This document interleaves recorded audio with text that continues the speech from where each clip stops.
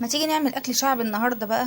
يعني حاجه على قد كده. هعمل لكم اكل شعبي يفتح النفس. عايزه اقول لكم ان الاكل الشعبي ده بناكل فيه اكتر من اللحمه والفراخ. بص بقى، قليت طاسه البطاطس اللي انتوا شايفينها دي. وكمان بصراحه كان نفسي هفاني قوي على البتنجال العروس ده. جبته كده بس كان جايبهولي كبير شويه، فقسمته الاتنين وتلاته. المهم ايه، زي ما انت شايفه كده بنغزه كده بالسكينه، ما تفتحوش كله. وبعد كده بحط عليه شويه ملح، وبعد كده بغسله وبقليه. طلعت بقى طاسه البطاطس الجميله ايه المقرمشه دي. كانت بصراحه البطاطس دي كانت جميله ما شاء الله، زي الفل كده. وبعد كده نزلت البتنجان بقى. عايزه اقول لك انا من بعيد كده ايه وبقى ايه وبحدف البتنجان لان ايه اتعورت هنا بقى خلاص. وعايزه اقول لك توطي النار على البتنجان يطلع كده بقى البتنجان، وسيبيه بقى يهدى مع نفسه. بعد كده غسلت الجرجير زي ما شايفه كده، نضفت الجرجير يعني وسبته على جنب كده.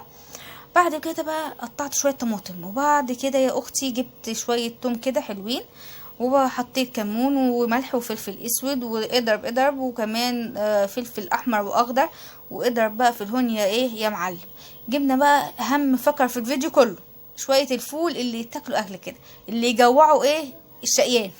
جبنا بقى شويه زيت كده، وحطينا من الخلطه اللي احنا دقيناها في الهون اللي هي التوم مع الفلفل الاحمر والاخضر. وبعد كده اول ما يصفر كده ننزل عليهم اللهم صل على النبي بالطماطم، وسيبيها بقى لغايه ما ايه يعني تاكل في بعضها كده. وبعد كده نزل الفول ده بقى بالمناسبه، الفول ده انا مدمساه في البيت، مش اي فول يا اختي.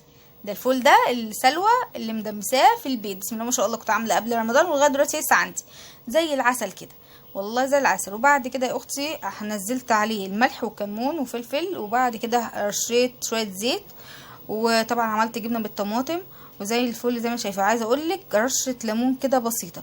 وهنا على البتنجان خلاص حشيته بالخلطه برده بتاعه الثوم والفلفل ورشه ليمون زي ما انت شايفه.